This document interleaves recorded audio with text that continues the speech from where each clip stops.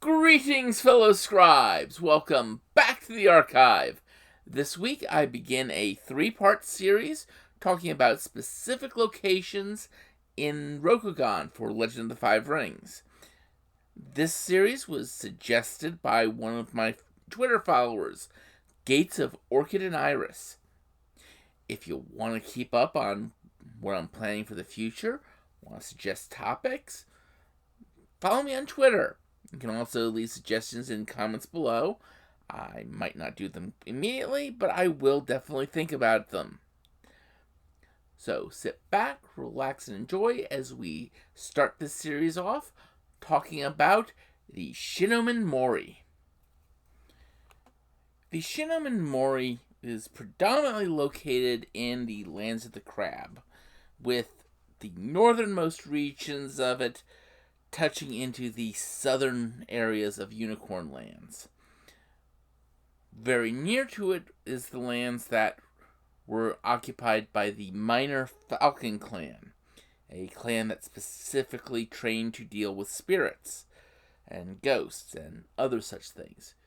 This minor clan would eventually be absorbed into the Crab clan in the original storyline.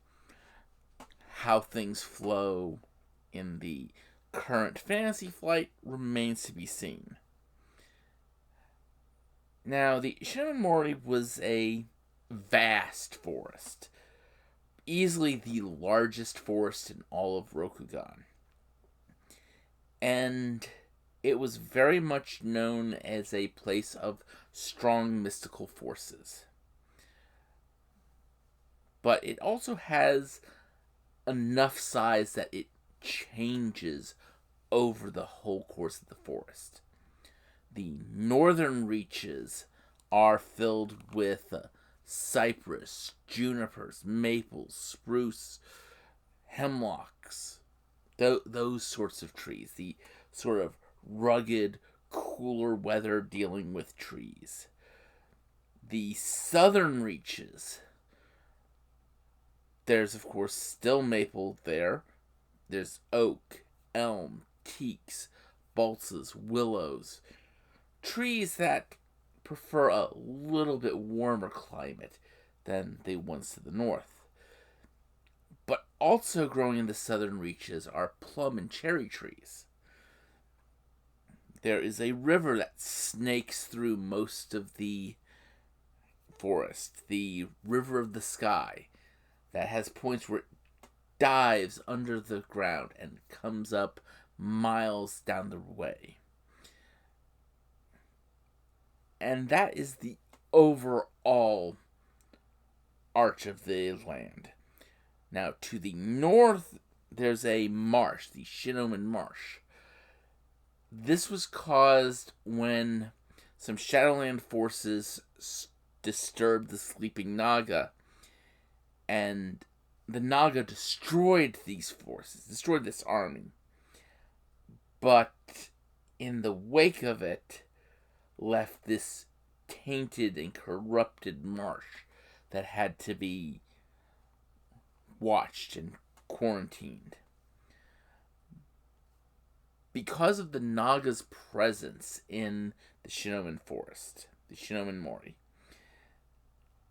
it's widely believed most people don't go deep into the forest. That's part of it.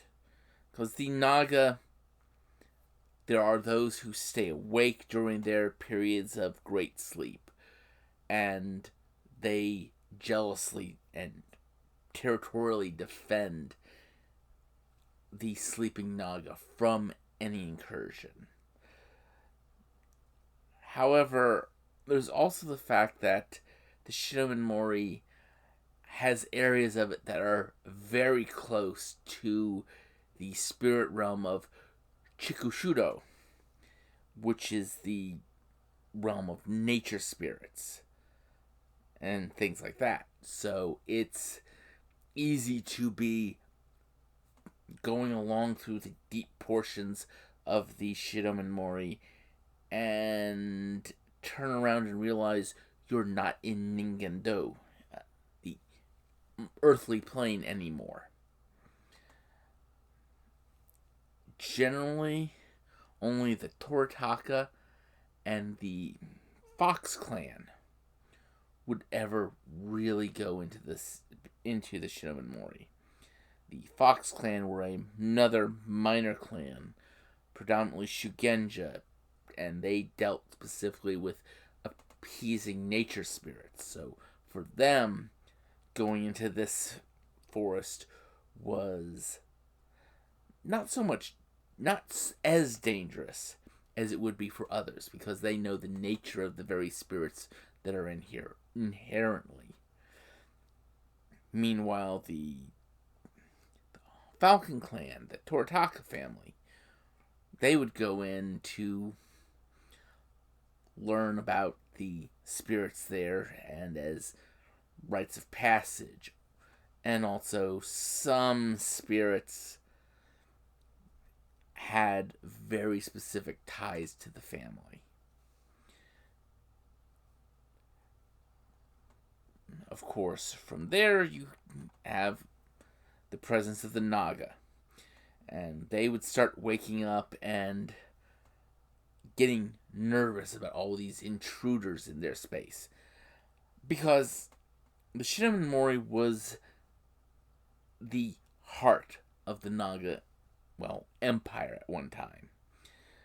They did go out into the Burning Sands, and they had great influence in that area, but their heartland was the Shinomen Mori. And they had many cities scattered throughout here. And in the 12th century, a group of Shadowland beings called Suno began capturing the Naga cities and torturing the sleeping Naga that were found there. The purpose of this was to link to the realms of slaughter, which the Suno had a strong affinity with. And by connecting to these realm of slaughter, they were able to operate out of the Shinomen Mori, go out, hit other regions of the Empire, and come back without anyone being able to track them.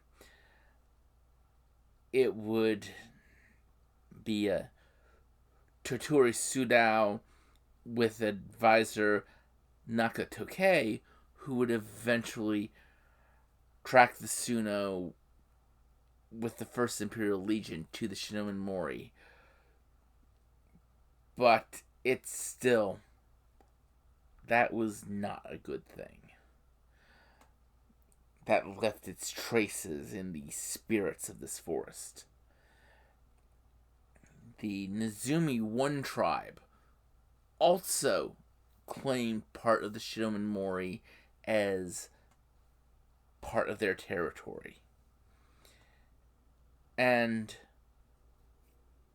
the Spider's Lair, the capital, so to speak, the first castle inside the empire itself by the Spider Clan, was built inside the Shinomen Mori. When this was found out, when the Shogun Moto Jinsan attacked and destroyed the Spider's Lair in 1170, Daigatsu ordered the forest set ablaze. The Phoenix were able to stop the fires by a group of their Shugenja calling on rain. But it was still a case of this fire was used to cover the escape of the Spider Clan to wherever they went from there. And this is the heart of the Shinomen Mori. It is a place where spirits, good and bad, dwell. The Spider, the Suno, the Shadowlands army that had attacked the Naga, all of these brought the touch of the Shadowlands into this area. But it didn't corrupt it. It didn't truly corrupt the forest, because it had the spirits that gather around the Naga and their connection to their great ancestral memory. It has the spirits of Chikushudo, and it has the ghosts that the Falcon clan look at, and it has the tending to its spirits by the Fox clan, which would eventually become part of the Mantis clan. But all in all, the Shinomen Mori is the most wild place in the Empire. It is the place that is the least civilized, because no one goes deep into the forest itself. They stay around the edges. They go maybe half a day in, at most, if they're brave. Next week, I will be talking about the imperial capital, Otosan Uchi. So until then, I want you all to remember to have fun and keep gaming.